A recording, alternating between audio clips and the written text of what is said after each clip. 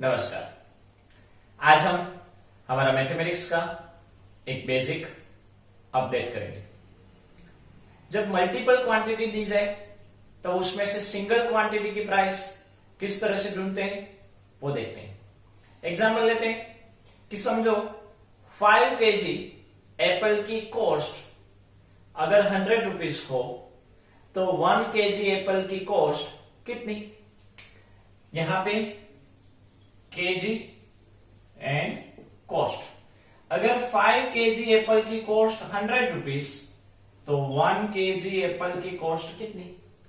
Okay, तो ये quantity है और क्वांटिटी केजी में दी गई है, तो यहां पे हम केजी लिखते हैं। यहां पे आप क्वांटिटी भी लिख सकते हो। कॉस्ट जो रुपीस में है 100 रुपीस। अभी फ्रेंड्स, जब इस तरह से दिया जाए कि यहां पे मल्टीपल दिया गया है, मल्टीपल मतलब एक से ज्यादा, तो 5 दिया गया है, उसकी कॉस्ट है 100, तो 1 की कॉस्ट कितनी। तब आपको क्रॉस मल्टीप्लीकेशन करना है। अभी क्रॉस मल्टीप्लीकेशन यानी इस तरह से हम क्रॉस लगाएंगे। तो पहले यहां पे हमने समझो लाइन लगाई, तो यहां पे ये लाइन इन दोनों नंबर्स पर आई कि नहीं, मतलब इन लाइन का ये जो लाइन हमने बनाई उन लाइन के दोनों एंडिंग पॉइंट पर नंबर है। जब भी लाइन आप बना रहे हो, क्रॉस में आपने 2 लाइन बनाई, तो उसमें जो लाइन पर दोनों एंड पॉइंट पर डिजिट हो उसको न्यूमेरेटर में लिखते हैं। कहां पे लिखते हैं? न्यूमेरेटर में। और डिनोमिनेटर में ये जो सिंगल है, समझो आपने यहां पे लाइन बनाई तो डिजिट तो अभी एक ही जगह पे है कि नहीं, 5। यहां पे तो क्वेश्चन मार्क है, तो ये जो 5 है वो कहां आएगा? नीचे डिनोमिनेटर में आएगा। ये न्यूमेरेटर में और ये डिनोमिनेटर में, मतलब ये लाइन के ऊपर और ये लाइन के नीचे। क्लियर? अभी 100 का 1 के साथ मल्टीप्लाई करें तो फ्रेंड्स, किसी भी नंबर का जब आप 1 के साथ मल्टीप्लाई करते हो तो आंसर वही आता है। मतलब 100 का 1 के साथ आप मल्टीप्लाई करोगे तो क्या आएगा? 100।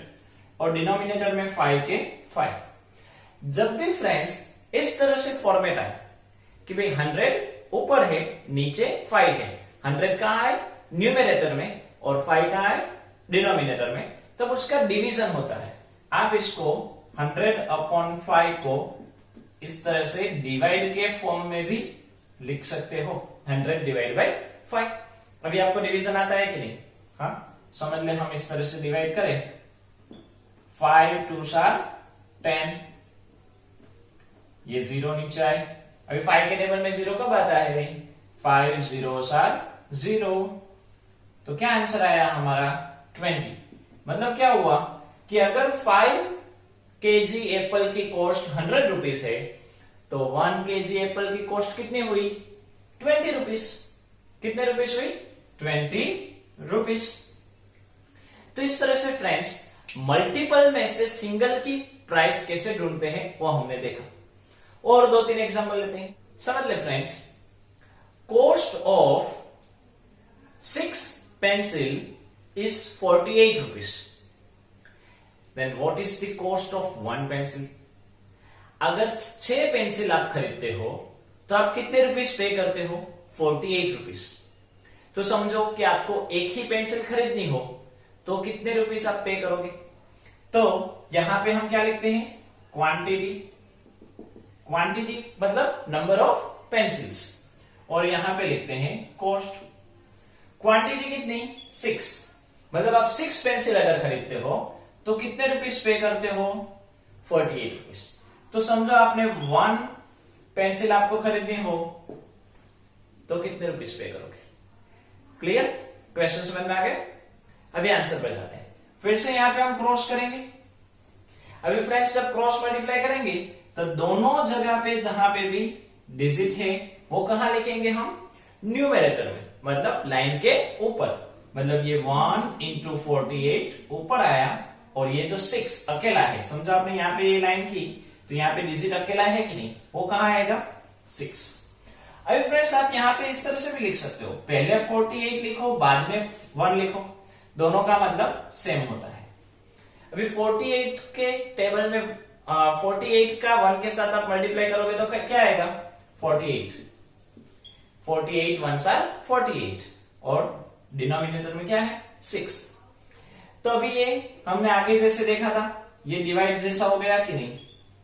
ओके, तो 48 का जब आप 6 के साथ डिवाइड करते हो तो 6 8 आर 48, हमारा क्या आया आंसर? 8 रुपीज।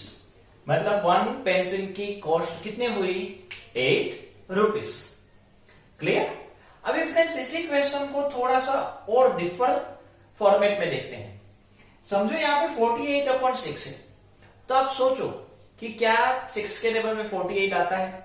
हाँ, कब आता है?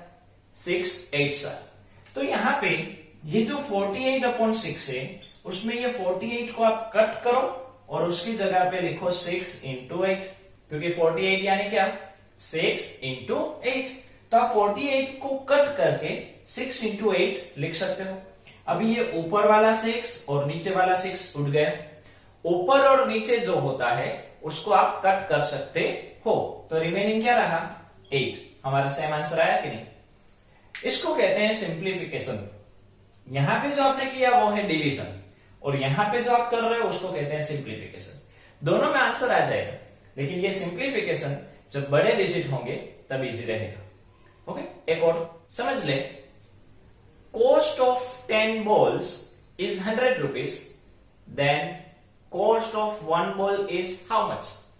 अगर आप 10 बॉल्स खरीदना चाहते हो तो आप 100 रुपीज पे कर रहे हो। तो अगर आपको एक बॉल खरीदना हो तो आपको कितने रुपीज पे करने होंगे? तो यहां पे क्या लिखेंगे? क्वांटिटी लिख सकते हैं। यहां पे और क्या लिख सकते हैं? नंबर ऑफ बॉल्स, और यहां पे उसकी कॉस्ट। अगर आपने 10 बॉल्स खरीदे तो आपको कितने रुपीज पे करने हैं? 100। तो अगर आपको 1 बॉल खरीदना हो तो कितने रुपीज पे करोगे? तो यहां पे हम क्रॉस मल्टीप्लाई करेंगे फ्रेंड्स। तो देखो दोनों जगह पे डिजिट है वो कहां आएगा? न्यूमरेटर में, मतलब ऊपर। और ये सिंगल जगह पे, मतलब एक ही जगह पे डिजिट है वो कहां आएगा? नीचे। ओके, अभी फ्रेंड्स हम समझते हैं। अगर ऊपर और नीचे सिर्फ लास्ट में 0 हो तो उसको कट कर सकते हैं। जैसे यहां पे सिंगल 0 और ये 0 हम उड़ा सकते हैं। ओके, अगर लास्ट में 0 हो, उसके बाद कोई डिजिट नहीं होना चाहिए। ओके, तो हम इस 0 को उड़ा सकते हैं। अभी ऊपर क्या रहा? 1 × 10, और नीचे क्या रहा? 1। अभी 10 के टेबल में 1 मीन्स 10 1s आर 10। डिनोमिनेटर में 1 मतलब डिवाइड बाय 1। किसी का भी आप 1 के साथ डिवाइड करो या मल्टीप्लाई करो, आंसर वही आता है। और डिनोमिनेटर में अगर 1 हो उसको ना लिखो तो चलता है, मतलब आपका आंसर डायरेक्ट मिल गया 10। तो देखा फ्रेंड्स आपने, यहां पे आपने डिवाइड नहीं किया, डिवीजन नहीं किया, इसको क्या कहते हैं? सिंप्लीफिकेशन। तो इजी फॉर्म में हो जाता है।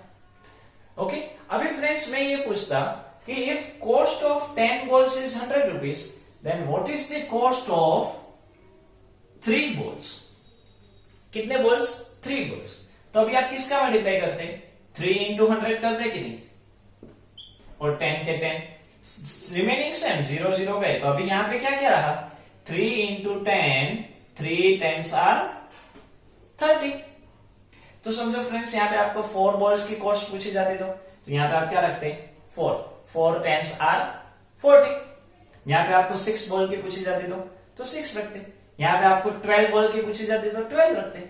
यहाँ पे आपको 20 बॉल्स की पूछी जाती तो 20 रखते। तो इस तरह से फ्रेंड्स डिजिट जो भी हो, आपको तो सिर्फ आपका कंसेप्ट क्लियर करना है। एक और थोड़ा सा बड़ा एग्जांपल लेते हैं। अगर आप एक रेफ्रिजरेटर मतलब फ्रीज खरीदते हो तो आपको 25,000 रुपीज पे करने हैं। तो ऐसे अगर आपने 5 रेफ्रिजरेटर खरीदे तो आप कितने रुपीज पे करोगे? तो यहां पे क्या लिखते हैं? नंबर ऑफ रेफ्रिजरेटर एंड उसकी कॉस्ट। अगर आपने एक रेफ्रिजरेटर खरीदा तो कितने रुपीज पे करने हैं आपको? 25,000 रुपीज। तो समझो आपने 5,000 रुपीज समझो आपको 5 रेफ्रिजरेटर खरीदने हो तो आप कितने रुपीज पे करोगे? Simply cross multiply. ओके, यहाँ पे दोनों जगह पे डिजिट यहाँ पे है मीन्स 5 × 25,000 और नीचे क्या आएगा? ये 1। अभी फ्रेंड्स हमने जैसे आगे देखा, फिर से समझ लेते हैं। डिनोमिनेटर में मतलब नीचे अगर सिर्फ 1 हो तो वो ना लिखे तो चलता है, मतलब नेक्स्ट स्टेप में अभी ना लिखे तो चलेगा। क्यों? क्योंकि 1 का डिवीजन मीन्स किसी भी नंबर को आप 1 से डिवाइड करोगे तो आंसर में कुछ फर्क नहीं पड़ता। जैसे मैं यहां पे लिखूं 5 डिवाइड बाई 1, तो 1 5 सर 5 ही आया कि नहीं, तो आंसर 5 का 5 रहा कि नहीं, आंसर में कुछ चेंज नहीं हुआ। समझो मैंने यहाँ पे 51 लिखा होता तो 1 1s आर 1 आया कि नहीं, 51 का 51 ही रहा कि नहीं। तो इस तरह से आंसर में चेंज नहीं होता। इसलिए डिनोमिनेटर में अगर 1 हो तो नेक्स्ट स्टेप में अगर उसको ना लिखे तो चलता है, क्योंकि उसका आंसर हमने इस मेथड से ले लिया है, ऐसा हम मानेंगे। रिमेनिंग क्या रहा, 5 इंटू 25,000 रहा कि नहीं, दोनों के बीच में मल्टीप्लाई है, मल्टीप्लाई कर दो आंसर आ गया। अभी फ्रेंड्स आप मल्टीप्लाई अलग से करोगे, हम यहाँ पे थोड़ा सा डायरेक्ट सीखते हैं। पहले 5 का मल्टीप्लाई 0 के साथ, 5 0 सार 0, अभी इसके साथ 5 0 सार 0, 5 0 सार 0, 5 5 सार 25 का 5, 2 कैरी, 5 2 सार 10 एंड 2 12। मतलब अगर कोई एक रेफ्रिजरेटर की कॉस्ट 25,000 है तो 5 रेफ्रिजरेटर की कॉस्ट कितनी है, 1s 10s 100 1000 10,000 लाख, 1,25,000। तो ऐसे 5 रेफ्रिजरेटर अगर आपने खरीदे तो आपको 1,25,000 रुपीज पे करने हैं। ओके, तो इस तरह से हमको कॉस्ट मिलती है। एक और समझते हैं, समझ ले कि कोई एक पर्सन है, वो एक दिन में 8 आवर्स वर्क करता है, काम करता है, तो उसने जनवरी मंथ में कितने आवर्स काम किया होगा। एक पर्सन है, उसने एक दिन में 8 आवर्स काम किया, मीन्स डेज एंड आवर्स। एक दिन में कितने आवर्स काम किया उसने, 8। तो उसने जनवरी मंथ में कितने टोटल आवर्स काउंट किए होंगे। अभी फ्रेंड्स जनवरी मंथ है तो पहले तो वो देखना है कि जनवरी मंथ में कितने डेज होते हैं, कितने होते हैं, यस वेरी गुड 31 डेज। जनवरी मंथ में कितने डेज होते हैं, 31। तो 31 डेज में उसने टोटल कितने आवर्स वर्क किया। सिंपल हो गया हमारा क्रॉस मल्टीप्लाई। क्रॉस मल्टीप्लाई करेंगे तो पहले इन दोनों का मल्टीप्लाई 31 इंटू 8 और ये 1 नीचे, डायरेक्ट मल्टीप्लाई 8 का टेबल तो आपको आता है कि नहीं, 8 1s आर 8, 8 3s आर 24 और नीचे 1 ना लिखे तो चलता है। हमारा आंसर आया 248 आवर्स। तो फ्रेंड्स इस तरह से हमारा आंसर आ जाता है। इस तरह से फ्रेंड्स कोई भी फॉर्मेट क्यों ना हो, जब इस तरह से आपको मल्टीपल्स में से सिंगल्स में जाना हो या सिंगल्स में से मल्टीपल में जाना हो, हमने दोनों टाइप के देखे कि अगर आपको एक की वैल्यू जब दी जाए, मतलब सिंगल की वैल्यू दी जाए, तो आपको मल्टीपल्स कैसे ढूंढना है। और शुरुआत में हमने देखा कि जब आपको मल्टीपल्स दिए जाए तब आपको सिंगल्स में कैसे जाना है। तो इस तरह से हमको कोई भी वैल्यू है वो मिल सकती है बाय क्रॉस मल्टीप्लिकेशन मेथड। आपको समझ में आ गई होगी। जय हिंद, जय भारत, वंदे मातरम।